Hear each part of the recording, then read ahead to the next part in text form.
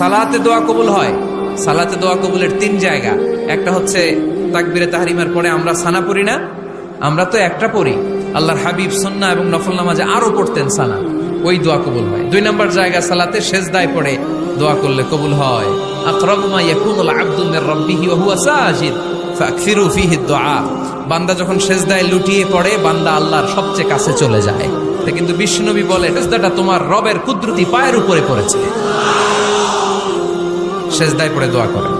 সালাম ফিরানোর আগে বিশ্বনবী দোয়া করতেন, লা ইউসাল্লিমান্না আহাদুকুম হাত্তা ইয়াতাআওয়াযা মিন আরবা'a।